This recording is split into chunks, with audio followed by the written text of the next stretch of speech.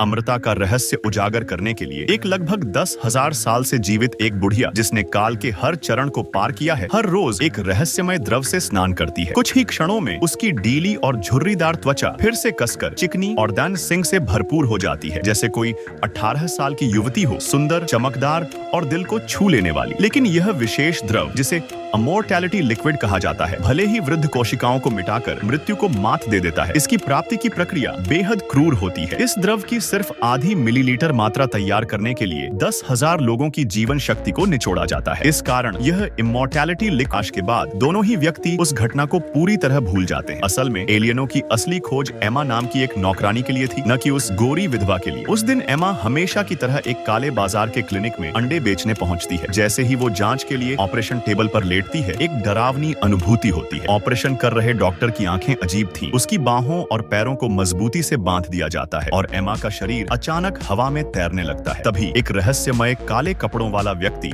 दरवाजा तोड़कर घुसता है और गोलियों की बौछार कर देता है। एलियन जीव अपने असली रूप में आकर प्रतिरोध करते हैं, लेकिन वो व्यक्ति असाधारण युद्ध कौशल के साथ उन्हें पल भर में खत्म कर देता है। एमा बेहोश हो जाती है और जब होश में आती है तो वो देखती है कि वही रहस्यमय व्यक्ति एक जटिल एलियन उपकरण के साथ काम कर रहा है। वह बताता है कि वह एक इंटरस्टेलर बाउंटी हंटर है, जिसके शरीर में भेड़िए की जेनेटिक शक्ति भी है। उसे एक राजकुमार ने भेजा है ताकि वह एमा को अपने ग्रह तक सुरक्षित ले जा सके। एमा को यकीन करना मुश्किल होता है, लेकिन जो कुछ उसने देखा है उसके बाद उसे यकीन करना पड़ता है। वह बाउंटी हंटर के साथ उड़न तश्तरी में बैठ जाती है, लेकिन तभी आकाश में अचानक कई अंतरिक्ष युद्धक जहाज प्रकट होते हैं। उनका निशाना एमा और उस होता है और दोनों ऊंचाई से गिरने लगते हैं। बाउंटी हंटर, जिसका नाम केन है, अपने विशेष बूट से एमा को बचा लेता है और दोनों गगनचुंबी इमारतों के बीच भागते हुए दुश्मनों से जूझते हैं। एक युद्धक जहाज हथिया लेने के बाद केन अकेले ही 3 दुश्मन जहाजों को मात दे देता है और एक रास्ता निकाल लेता है। हालांकि इस लड़ाई में शहर को भारी नुकसान होता है, लेकिन केन बताता है कि इंटरगैलेक्टिक फेडरेशन इसे साफ कर देगी और सबकी यादें मिटा देगी। असल में जब से साइक्स फैमिली ने इमॉर्टलिटी लिक्विड का फॉर्मूला खोजा है, वे एक प्रमुख शक्ति बन चुके हैं। लाखों सालों तक उन्होंने ब्रह्मांड पर राज किया, लेकिन जब उनकी रानी की हत्या हो गई तो उसके 3 बच्चों में विरासत को लेकर खून खराबा शुरू हो गया। एम्मा असल में साइक्स रानी का पुनर्जन्म है, लेकिन उसे खुद इस बात की कोई जानकारी नहीं। केन को उसके छोटे बेटे ने भेजा है ताकि वह एम्मा को सुरक्षित वापस ले जा सके। एम्मा, जो जिंदगी में बस बाथरूम साफ करके गुजारा करती थी, अब एक ब्रह्मांडीय शक्ति संघर्ष का केंद्र बन चुकी है। केन उसे एक पुराने फार्म हाउस में ले जाता है, जहाँ रिटायर्ड जनरल स्टार्क रहता है। जब वह देखता है कि फूलों के बीच की विशेष मधुमक्खियां एम्मा के चारों ओर इकट्ठा होकर उसकी आज्ञा का पालन कर रही है, तो वह झुककर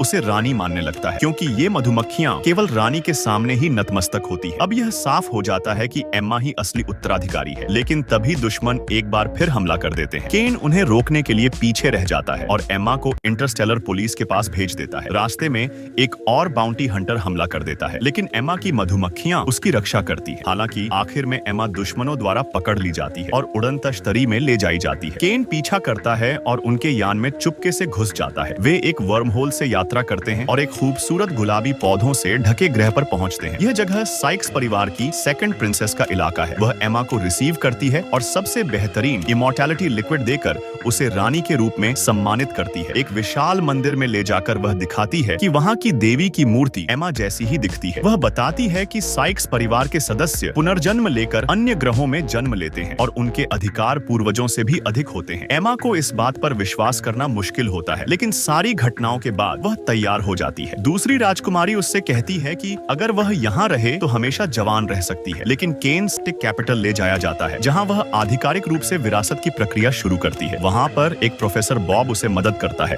हालांकि प्रक्रियाएं बेहद जटिल होती हैं और कई विभाग टालमटोल करते हैं। तब चीफ लॉयर को रिश्वत देनी पड़ती है। पैसों के बदौलत सारी प्रक्रिया चुटकियों में पूरी हो जाती है और एम्मा, धरती की एक मामूली नौकरानी, अब पूरे ब्रह्मांड की सबसे शक्तिशाली महिला बन चुकी है। उसे एक नोटरी गवाह के सामने ले जाया गया, जहां उसके बाजू पर एक चमकदार टैटू बना दिया गया जो पृथ्वी की शक्ल का था। वहीं से वो ब्लू प्लैनेट का असली शासक बन गया। ये भारी बदलाव उसकी पहचान में ऐसा सदमा लेकर आया कि उसे लगा जैसे वो कोई ख्वाब देख रहा हो। लेकिन तभी जनरल स्टार्क ने अचानक बगावत कर दी और बंदूक तान कर दोनों को कैद कर लिया। इसके बाद एक रहस्यमय शख्स एम्मा को एक शाही और आलीशान स्पेसशिप में ले गया। लेकिन हैरत की बात यह थी कि जहाज में मौजूद लोग उसे कोई नुकसान पहुंचाने के बजाय अब्रासस, और ये है मेरा पैगाम। तीसरे शहजादे प्रिंस ने ऊपर से तो एमा के साथ बहुत सच्चाई दिखाई, मगर अंदर ही अंदर उसका मकसद कुछ और ही था। साइक्स खानदान का होने के बावजूद उसे दूर दराज के ऐसे ग्रह मिले थे जहां बहुत कम संसाधन थे। जब उसने देखा कि बड़ा भाई एमा को हटाना चाहता है और बहन को अपने साथ मिलाने में नाकाम रहा, तो उसने पश्चिमी इलाका संभाल लिया और एक चालाकी भरी योजना बना डाली, एमा से निकाह करना, जो एक रानी के पुनर्जन्म के रूप में मानी जाती थी। अगर नैतिकता और रिश्तेदारी को नजरअंदाज कर दिया जाए तो ये प्लान बिल्कुल बेहतरीन था। इससे न सिर्फ वो अपने भाई बहन की ताकत को दबा सकता था, बल्कि साइक्स खानदान की सारी दौलत भी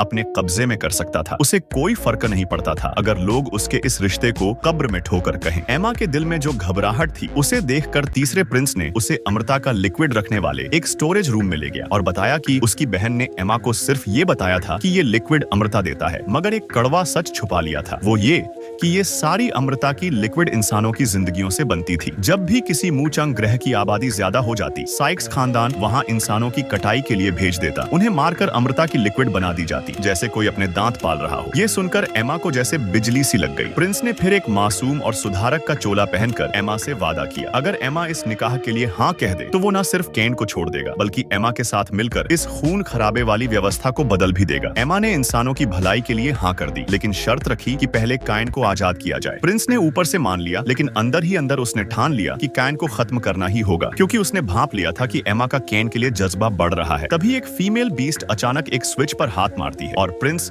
सीधे स्पेस में फेंक दिया जाता है। वैक्यूम में ना हुआ सुपर सोल्जर हो, ऑक्सीजन के बिना वो भी मर जाएगा। उसी वक्त दूर कहीं स्पेस में एक प्रिंस के इलाके में जाने की फरमाइश करता है, क्योंकि उसे पता है कि प्रिंस निकाह के बहाने एमा को मारकर सारी जायदाद हथियाना चाहता है। इस बीच मासूम एमा ने अपने चेहरे पर गैलेक्टिक मेकअप किया हुआ था और सबकी नजरों के सामने एक मंदिर में प्रिंस से शादी करने जा रही थी। गैलेक्टिक कानून के अनुसार एक बार शादी होते ही दोनों मिलकर साइक्स खानदान की दौलत के वारिस बन जाते और फिर एमा प्रिंस के लिए बेकार हो जाती। शुक्र है कि आखिरी वक्त पर केन फेडरेशन की सेना के साथ मदरशिप के बाहर पहुंच गया। प्रिंस किसी भी कीमत पर अपनी योजना बिगड़ने नहीं देना चाहता था। उसने एक झुंड ड्रोन फाइटर्स को रवाना किया और चारों ओर एक लोहे की दीवार बना दी। कैन ने फौरन एक छोटा हमलावर जहाज लिया और अंदर घुसने की कोशिश की। भारी फायर पावर और साथियों की मदद से वो ड्रोन्स को चकमा देकर अंदर घुस गया। बमुश्किल उसके जहाज ने मदरशिप को टक्कर मारी और वो स्केट शूज पर सवार होकर शादी की रस्म तोड़ने के लिए अंदर पहुंच गया। शादी के बाद मैं तुम्हें मार दूंगा। केन ने एमा को प्रिंस की असलियत बता दी। अब प्रिंस की साजिश सबके सामने थी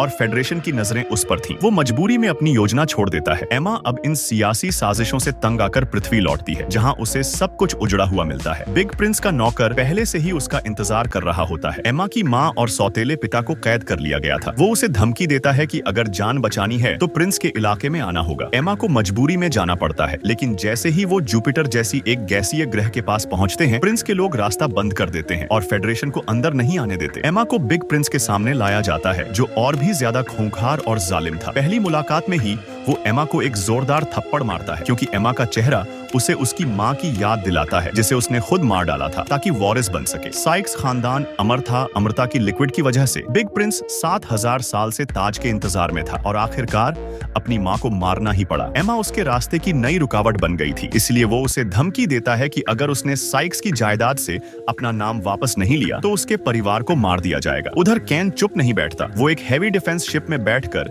जुपिटर जैसी गैसीय ग्रह के तूफान में कूद जाता है। भयंकर बिजली और आंधी में भी वो बिना डरे उस ग्रह के अंदर घुस जाता है। वो जगह साइक्स की अमृता लिक्विड बनाने की फैक्ट्री थी। कमजोर सुरक्षा के चलते केन का जहाज वहां टकरा जाता है और आग लग जाती है। धीरे धीरे पूरी फैक्ट्री में धमाके शुरू हो जाते हैं। उधर एमा उस जायदाद छोड़ने वाले समझौते पर दस्तखत करने ही वाली होती है कि तभी काइन वहां पहुंचता है और हिस्पैनिक चट्टान अचानक गिरेगी और जमीन को फाड़ देगी, जिससे एमा और क्राउन प्रिंस दोनों नीचे गिर पड़े। केन ने ये देखा तो तुरंत उन्हें बचाने की कोशिश की, लेकिन तभी वेस्ट विंग जनरल ने अपनी उड़ती हुई पूंछ से उसका गला जकड़ लिया और दोनों के बीच घमासान शुरू हो गया। वेस्ट विंग जनरल केन को हवा में खींचते हुए ऊपर ले जाने लगा ताकि उसे ऊंचाई से गिराकर मार डाले। शुक्र है केन ने फुर्ती दिखाई और एक लोहे की कील पकड़कर जोर से वेस्ट विंग जनरल की पूंछ में घोंप दी, लेकिन इसके बावजूद भी वह उसका मुकाबला नहीं कर सका और जल्द ही वह और उसके पापों का अंत हुआ। कहानी के अंत में एमा पूरे हक से पृथ्वी की रानी बनी, लेकिन उसने इंसानों पर होने वाले निर्दयी शिकार को खत्म कर दिया। उसने केन के साथ मिलकर चेन शाओ से दूर एक शांत लेकिन सुखी जीवन जीने का फैसला किया।